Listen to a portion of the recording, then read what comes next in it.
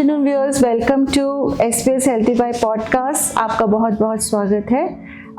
आप सब जानते ही हैं कि 1 अगस्त से लेके 7 अगस्त तक हम एक ब्रेस्ट फीडिंग वीक मना रहे हैं, जो कि ऑल ओवर वर्ल्ड में मनाया जाता है। उसके ओकेजन पे डॉक्टर गुरमीत हैं हमारे साथ, जो कि पीडियाट्रिक्स HOD एंड डायरेक्टर हैं, जो कि डायरेक्टर एंड HOD हैं पीडियाट्रिक डिपार्टमेंट के। तो आज हम मैम से कुछ ब्रेस्ट फीडिंग को लेके कुछ मिथ्स हैं या कुछ डाउट्स हैं या कुछ भी क्वेरीज हैं, हमारी कुछ बेसिक जर्नल क्वेश्चंस मैम हम आपसे जानना चाहेंगे। Welcome to the show ma'am. सबसे पहले मैं जानना चाहूँगी मैम, हमारे व्यूअर्स जानना चाहते हैं कि ब्रेस्ट फीडिंग इम्पॉर्टेंट क्यों है? एक बच्चे के लिए ब्रेस्ट फीडिंग का क्या रोल है? जैसे कि आप सब जानते हैं, breast feeding actually is a natural process. इसको नेचुरल होने के बावजूद भी ब्रेस्ट फीडिंग रेट बहुत कम हो रहा है ग्लोबली। इसके इतने एडवांटेजेस जानते हुए, क्योंकि मीडिया में बहुत सर्कुलेट हो रहे हैं, it is very important nutritionally for the baby. ये स्पीशीज स्पेसिफिक कहते हैं, मतलब माँ का दूध बच्चे के लिए बना होता है, न्यूट्रिशनली भी अच्छा है। और भी बहुत सारे इसमें बायोलॉजिकल एजेंट्स हैं, हार्मोनल है, बायोएक्टिव सब्सटेंसेस हैं, जो बच्चे को ग्रोथ में भी हेल्प करते हैं, इम्यूनिटी भी देते हैं, और उसका पालन पोषण, ग्रोथ, सब पोटेंशियल अच्छा होता है। तो ये सिर्फ ग्रोथ में ही नहीं हेल्प करता, बट आने वाली लंबे टाइम पे non communicable diseases like hypertension, diabetes भी कम होती है इन बच्चों में, ओबेसिटी भी कम पाई गई है। इतने एडवांटेजेस होने के बावजूद भी ये देखा गया कि फिर भी ब्रेस्ट फीडिंग कम हो रहा है। जो नॉट ओनली इंडिया में बट इंटरनेशनल लेवल पे WHO, यूनिसेफ, ग्लोबली वाबा, this is world alliance for breast feeding action, so सब इकट्ठे होकर ये message awareness not only to parents, to the mothers, but also to society, community, extended families, कि breast feeding बहुत important है, क्योंकि इससे मदर इन्वॉल्व होती है, मदर इंटरेक्ट करती है, मदर बहुत रिस्पॉन्सिव होती है। ये बच्चे की मेंटल हेल्थ के लिए, इमोशनल हेल्थ के लिए भी बहुत इंपॉर्टेंट है। मैम, मैं ये जानना चाहूँगी कि जैसे जब हम लोग छोटे थे या जो पहले के टाइम पे ऐसा किसी अवेयरनेस की ज़रूरत नहीं पड़ती थी, that was a natural process.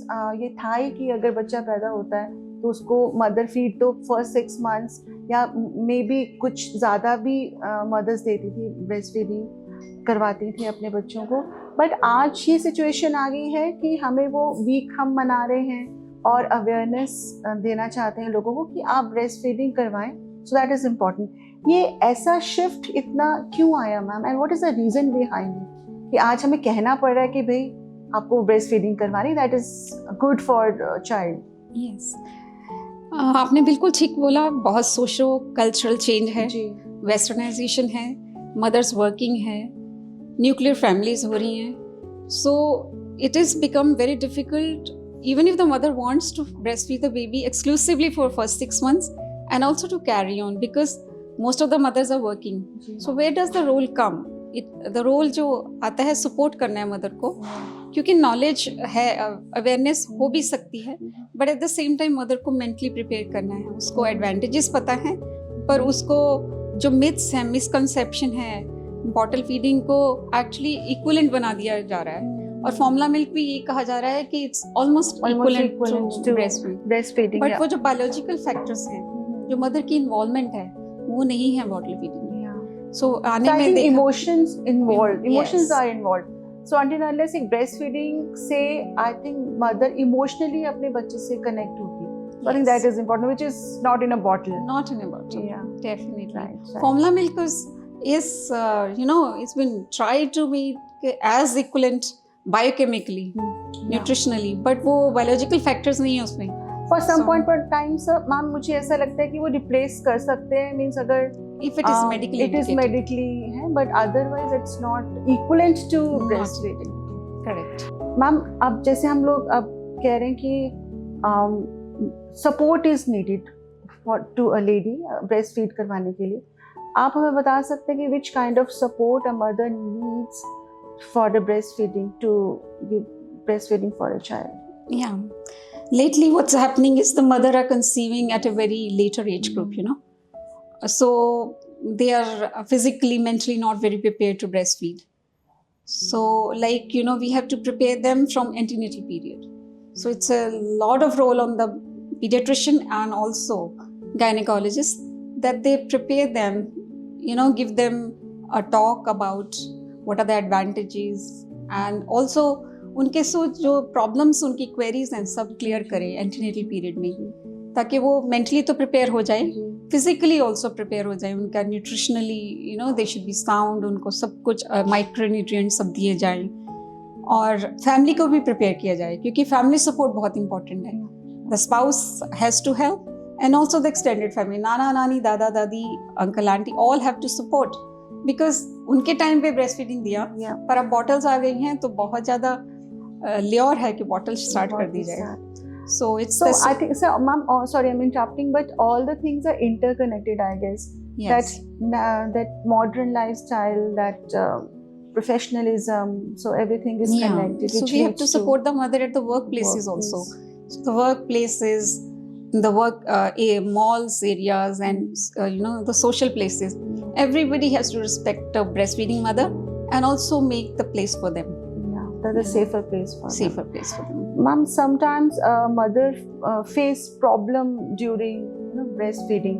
So how can we resolve them? And what are the problems usually we see during breastfeeding?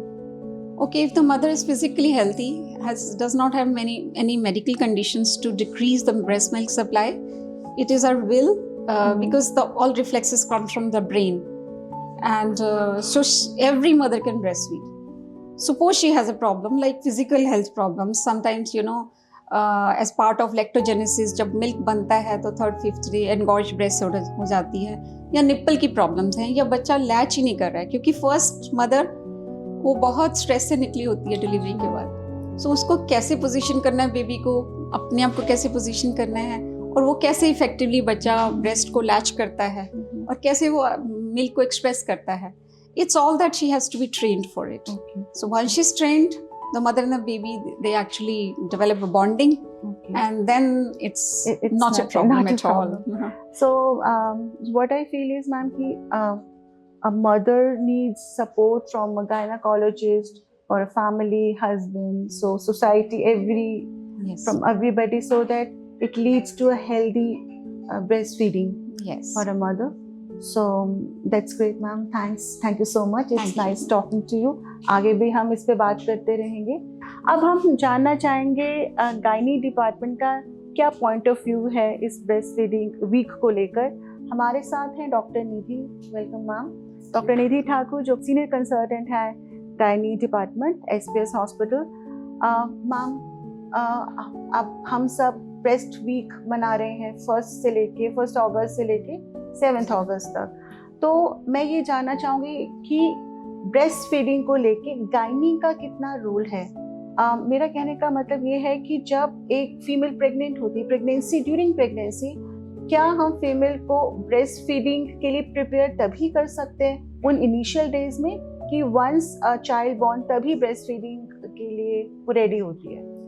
Actually बहुत बड़ा रोल है, क्योंकि breast feeding does not come in a day.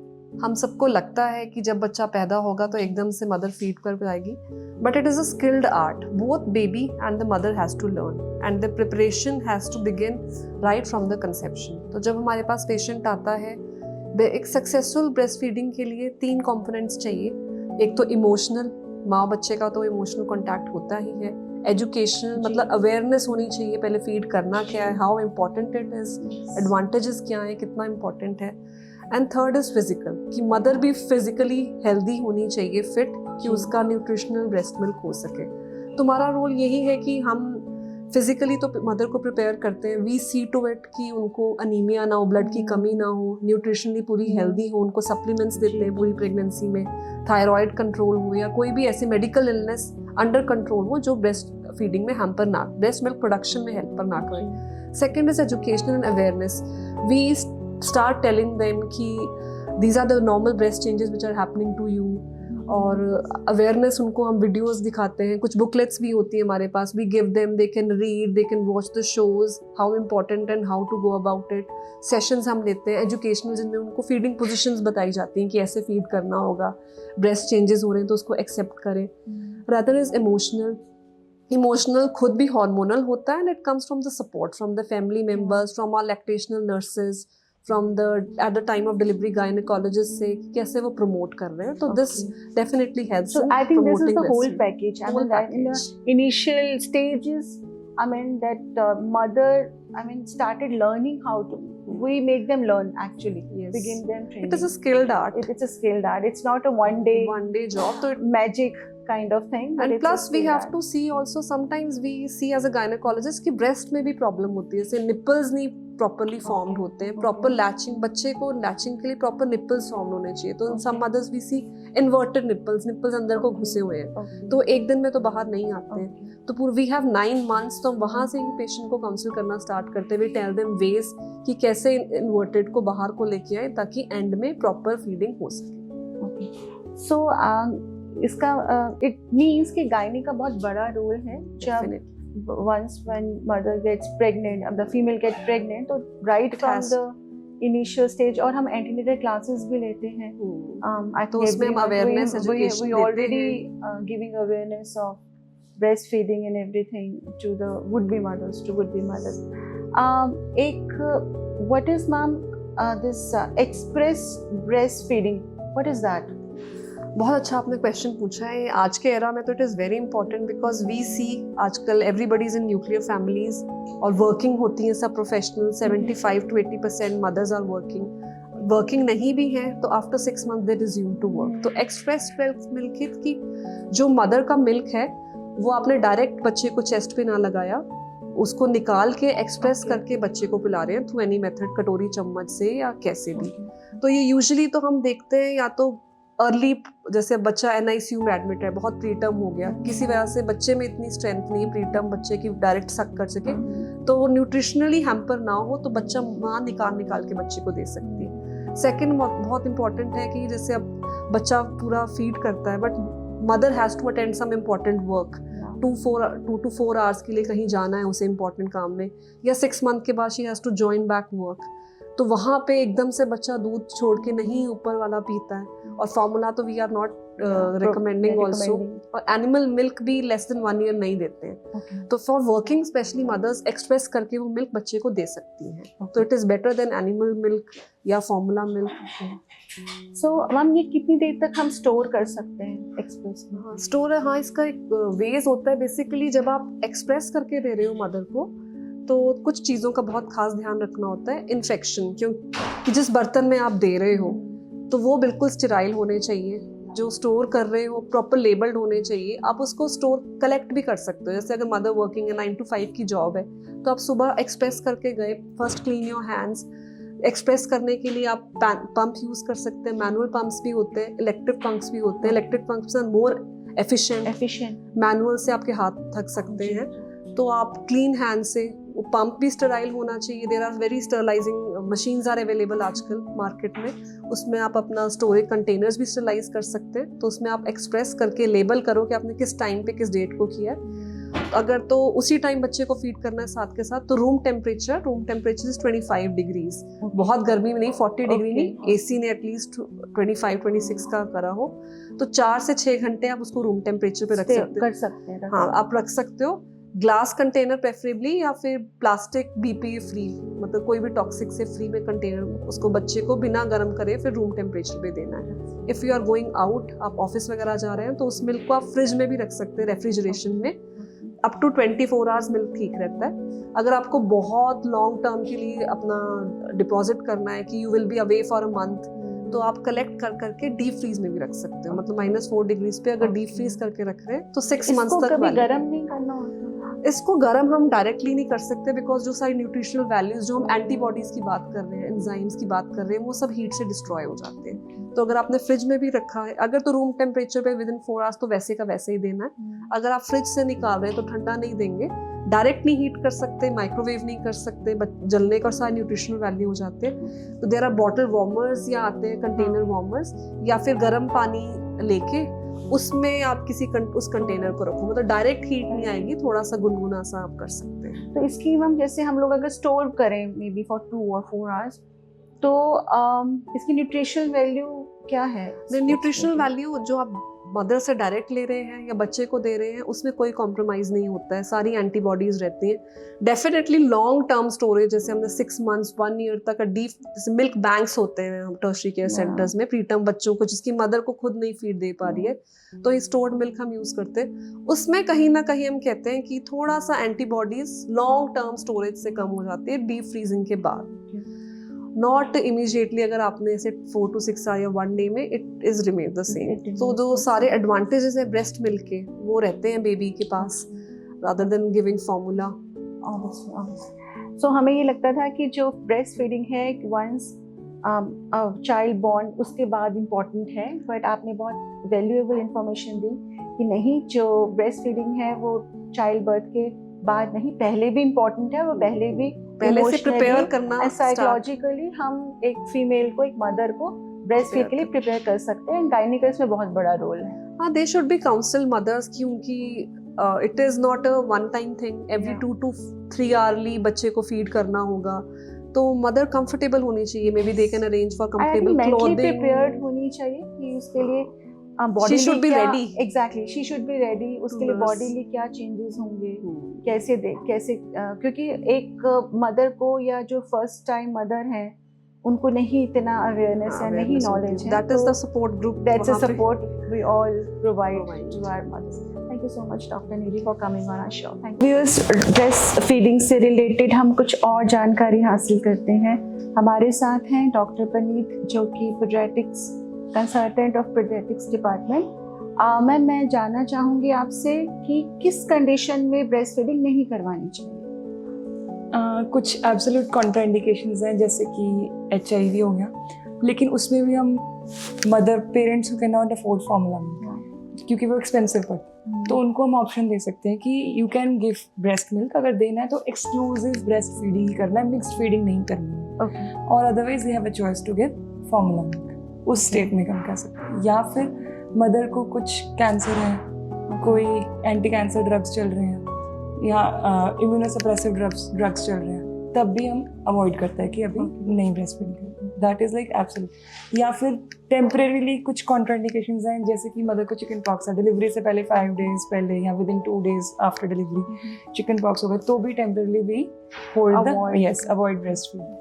या फिर tuberculosis active है, treatment नहीं हुआ है अभी उसका, तो फर्स्ट थोड़ी देर के लिए, जब तक 2 weeks के लिए ट्रीटमेंट स्टार्ट होता है तब तक वी कैन होल्ड। या फिर मदर को कोई कॉम्प्लिकेशंस है, जैसे कि ब्रेस्ट में एब्सेस बन गया, इन्फेक्शन हो गई है, तो उस थोड़ी देर के लिए जब तक हम ट्रीटमेंट कर रहे हैं तब तक we can stop breast feeding.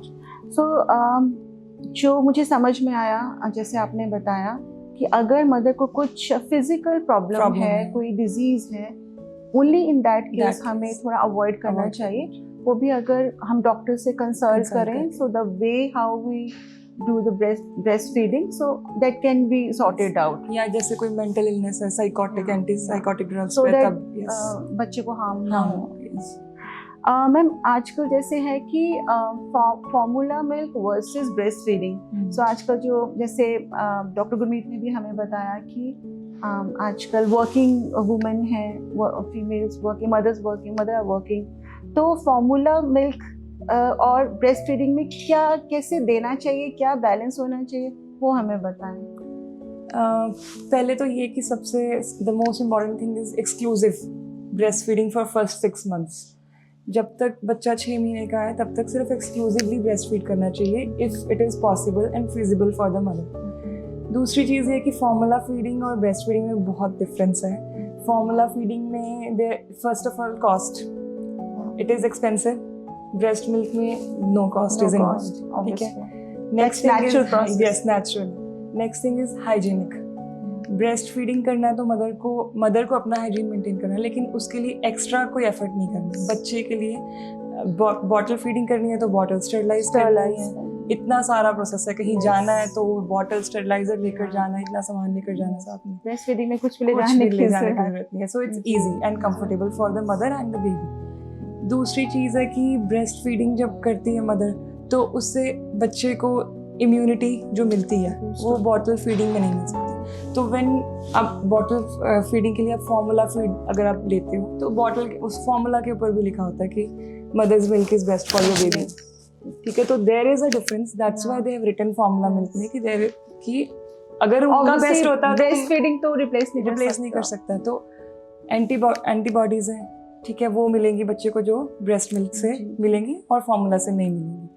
ठीक है, और इमोशनल बॉन्डिंग वो है, physical bonding, skin to skin contact, वो सब नहीं होता है बॉटल फीडिंग में इतना। जैसे अब कुछ काम आ गया या कुछ ऐसी सिचुएशंस बनी कि मदर्स नहीं दे पा रही हैं, मदर है जो कि अपने बच्चे को ब्रेस्ट फीड नहीं करवा पा रही, maybe she is in some mall और सम आउट, तो उस केस में अगर फार्मूला मिल्क दिया जाए तो that is safe, then it is anything? उस कंडीशन में देने के लिए ये है कि mother can express the milk and वो कटोरी चम्मच से बच्चे को दे सकते हैं। दैट इज बेटर, क्योंकि अगर आप bottle feeding and formula feeding, मतलब bottle feeding and breast feeding mix करते हो, दैट इज मिक्स्ड फीडिंग। तो उसमें क्या होता है कि मदर का feed will decrease later on, because this is an emotional connect, hormonal सारा जाता है ब्रेन को कि बच्चा दूसरी फीड ले रहा है, तो लैक्टोजेनेसिस कम हो जाती है। So that is also psychological. Yes, so better is अगर 2-4 घंटे के लिए जाना, you can express the milk and बच्चे को दे सकते हो कटोरी चम्मच से।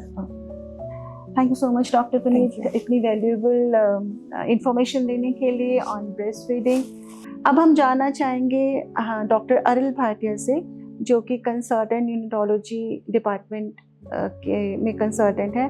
Welcome to the show sir. Thank you ma'am. Sir, अभी जैसे ब्रेस्ट फीडिंग वीक चल रहा है फ्रॉम 1 अगस्त टिल 7 अगस्त, तो हम ये जानना चाहेंगे कि ब्रेस्ट फीडिंग में जो प्री टर्म है उनको हम क्या रिकमेंडेशन कर सकते हैं?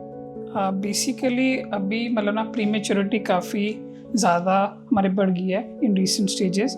सो प्रीमेच्योर वो बेबीज़ होते हैं जिनमें they can't directly take the feed. So either अगर बहुत ज़्यादा प्रीमेच्योर है we have to give through the tube, और अगर थोड़ा कम मैच्योर है हम उसे मतलब ना स्पून फीड भी कर सकते हैं। अब इसके काफ़ी एडवांटेजेस हैं।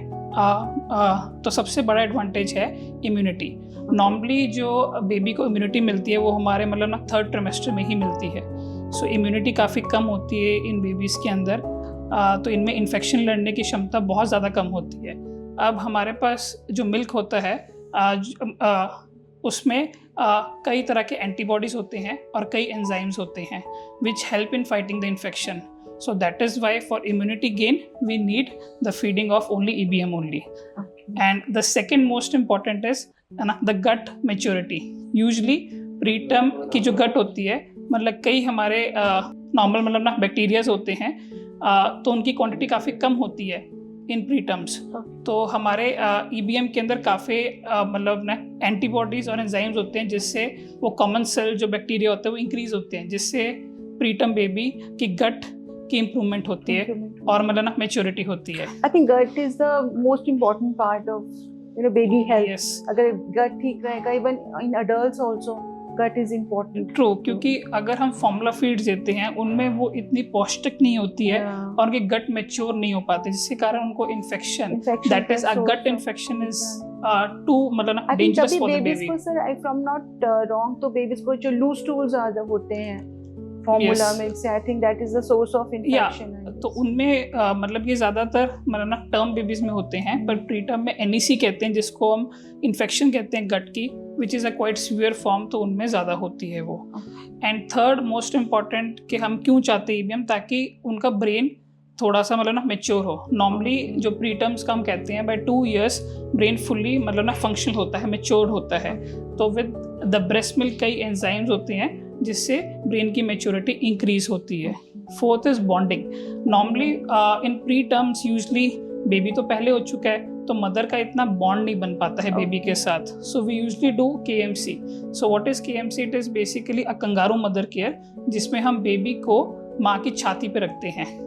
एंड उससे क्या एडवांटेजेस है बेबी के लिए? सबसे पहले जो मतलब ना माँ की वार्मथ है वो बेबी को मिलती है, बेबी का वेट गेन होता है, माँ के दूध की आने की क्षमता ज़्यादा बढ़ती है, and baby is also safe, क्योंकि जो माँ की एंटीबॉडीज़ हैं और जो गर्माहट है वो बेबी को ट्रांसफर होती है। So sir, that is a touch therapy, I guess. या That's a touch of a mother जो कि बेबी को हेल्दी बनाता है, यस तो इमोशनली वो कनेक्ट होती है। करेक्ट। सर मैं ये जानना चाहूँगी कि अगर मदर को कोई प्रॉब्लम है, हेल्थ प्रॉब्लम है, कितना सेफ है breast feeding?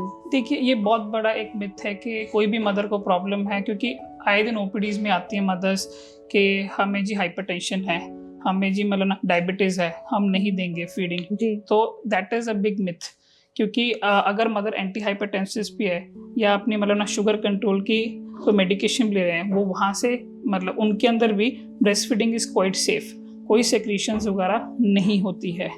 Even hepatitis A, B, C, okay. in that cases also mother can easily and comfortably मतलब ना feed the baby without having a risk कि वो transfer Yes, हो जाएगा। क्योंकि नॉर्मली मिथ्स यही है। मैं आपसे नेक्स्ट क्वेश्चन भी यही पूछने वाली थी कि but all are the myths for Yes. Breast feeding.